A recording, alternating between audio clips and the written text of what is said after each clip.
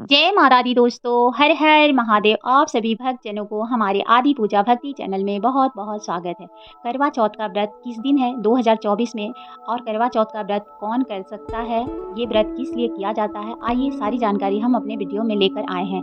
तो देखिए, अखंड सौभाग्य के लिए सुहागिन महिला, मतलब जो भी माताएं बहनें सुहागिन हैं, वो ये व्रत करती हैं। ऐसे तो कुंवारी कन्या भी अपने, मान लीजिए किसी का शादी फिक्स हो गया या किसी की सगाई हो गए, तो वो भी करती हैं करवा चौथ का व्रत अपने पति के लिए। और ऐसे तो ये सुहागिन महिला ही अपने पति के सौभाग्य और अखंड सौभाग्य के लिए करवा चौथ का व्रत रखती है। इस साल हिंदू पंचांग के अनुसार यह व्रत हर साल कार्तिक मास की कृष्ण पक्ष की चतुर्थी तिथि को रखा जाता है। इस साल यह व्रत 20 अक्टूबर 2024 को किया जाएगा। और इस व्रत में महिलाएं जो हैं वो चंद्रमा की पूजा करती हैं और चंद्र भगवान से अपने पति की लंबी आयु का वरदान मांगती हैं और सुख समृद्धि की कामना भी करती हैं। करवा चौथ पर पूरे दिन निर्जला व्रत रखने के बाद रात के समय चंद्रमा के निकलने के बाद पूरे विधि विधान से पूजा की जाती है। ऐसे भी इस त्योहार को लेकर कई नियम बताए गए हैं जिसे जानना बहुत जरूरी है, क्योंकि मान लीजिए जो भी महिला पहली बार व्रत कर रही है, जिसकी शादी अभी हुई है, इस साल हुई है, वो कुछ कुछ नियम को जान ले जिससे कि व्रत करने का पूर्ण फल मिलेगा, नहीं तो व्रत का सौभाग्य घट जाता है। इसीलिए आप व्रत की एक एक जानकारी या तो अपने घर में बड़े बुजुर्ग जो करते आए हैं उनसे पूछ ले, या फिर अगर मान लीजिए घर में कोई नहीं है तो फिर आप वीडियो से भी जानकारी ले सकते हैं। यूट्यूब पे तो बहुत सारी वीडियो है, तो जैसे आपके घर में नियम होता है पहले उससे देखिए, अपनी सासू माँ से जाने। जिनकी सासू माँ नहीं है वो कैसे जानकारी ले, तो वो आप वीडियो देख के भी जानकारी ले सकती है। पर कोई भी गलती नहीं होनी चाहिए, कोई भी त्रुटि नहीं होनी चाहिए। अगर व्रत करे तो पूरे मन और भाव से और पूरे नियम जान के ही करें। व्रत को सही नियम जान के ही किया जाए तो व्रत की पूर्ण फल की प्राप्ति हो जाती है। तो करवा चौथ के दिन आप पूरे दिन निर्जला व्रत रखें। इस दिन भोजन और जल पीने की पूरी तरह मना रहती है, पूरा निर्जला व्रत रखा जाता है। इसलिए इस दिन तब तक जल ग्रहण नहीं करें जब तक आप चांद की पूजा ना कर ले।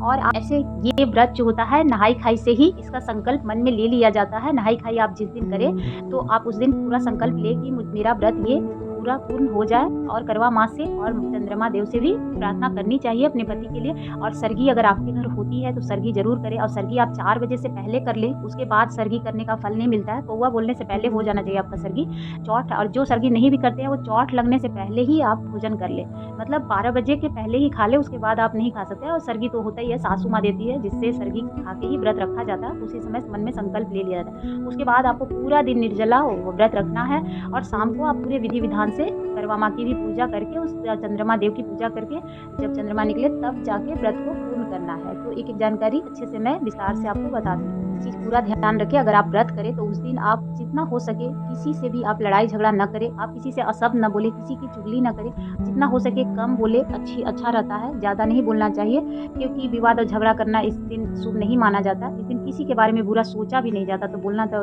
दूर की बात है। और आप देखिए, करवा चौथ के व्रत के दिन पूरी विधि विधान के साथ रात्रि में चंद्रदेव की पूजा करें और करवा चौथ की कथा जरूर पढ़े। बिना कथा का व्रत अधूरा होता है। इसके बाद इस दिन भगवान शिव, माता पार्वती और कार्तिकेय गणेश जी की पूजा अवश्य करें। मान्यता यहाँ है कि वैवाहिक जीवन खुशहाल बना रहता है। ऐसे भी कार्तिक मास में कार्तिक भगवान का जो है जन्म हुआ था, इसलिए कार्तिक महीना उन्हीं के नाम से जाना जाता है। तो आप साथ में उनकी भी पूजा जरूर करें।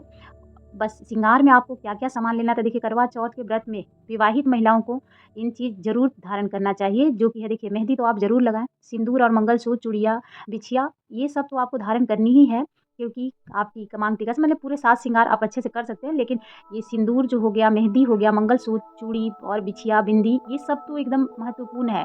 ये सब आपको पहनना ही है, क्योंकि इसके बिना आप सौभाग्य का वृद्धि नहीं हो पाता। और ऐसे भी आप सुहाग के लिए कर रही हैं तो ये चीज़ें जरूर करें। और बस एक चीज़ का ध्यान रखें कि आप करवा चौथ के दिन माँ को श्रृंगार चढ़ाएं, उसके बाद आप श्रृंगार अपने भी धारण करें। पर ये कुछ चीज़ें जैसे मंगलसूत्र हो गया, ये चीज़ें नहीं देनी चाहिए। बिछिया, आप चूड़ी उड़ी आपका चढ़ाया हुआ आप किसी के साथ शेयर ना करें। करवा चौथ के दिन कुछ कुछ नियम होते हैं कि श्रृंगार की चीज़, आप सिंदूर भी जब मान लीजिए किसी को लगा रहे हैं, 5 महिला लगाती है ऐसे, अगर आप लगाते हैं पूजा वूजा के बाद, तो फिर आपको ये ध्यान रखना है कि अपने जो डिब्बी होती है सिंदूर के डिब्बी, उससे नहीं लगाना है, आप दूसरे डिब्बी से लगाएं। और चंद्रमा देख के ऐसे तो पति की पाँव छुई जाती है और उनके हाथ से ही आप जल लेकर व्रत तोड़ा जाता है। तो ये सारे नियम आप पूरे मन से विधि से जान लें, क्योंकि देखिए इस दिन जो भी है मान्यता सौभाग्य की वृद्धि के लिए ही ये व्रत किया जाता है। सारी महिलाएं अपने पति की लंबी आयु के लिए ही माँ करवा और चंद्रमा देव से आशीर्वाद लेती है। तो आप चंद्रमा देव की पूजा करने से पहले आप घर में एक चौकी लगा के उसमें करवा माँ को स्थापित करके पूर्व दिशा की ओर आपका मुंह होना चाहिए और पश्चिम दिशा की ओर रखे चौकी, जिससे आप पूर्व दिशा की ओर आप कर सकते हैं। करवा माता की फोटो भी पूर्व दिशा की ओर स्थापित करें, भले उनका मुंह पश्चिम में हो जाए, लेकिन आपका मुँह पूरब में होके पूजा करिएगा पूरे मन और भाव से। और अगर आपके साथ कोई है तो आप अच्छी बात है, और नहीं तो आप ऐसे भी पूजा अकेले भी कर सकते हैं। करवा चौथ व्रत में मिट्टी के ही करवे लेने का शुभ माना जाता है, क्योंकि मिट्टी का शुद्ध होता है, इसलिए करवा जो है आप मिट्टी का ही लें और अर्घ दें, बेहद शुभ माना जाता है। मिट्टी का करवा धरती तत्व का प्रतीक भी माना जाता है। तो ये कुछ जानकारी आपको ज़रूरी ध्यान रखनी है कि श्रृंगार के सामान आप किसी के साथ शेयर ना करें।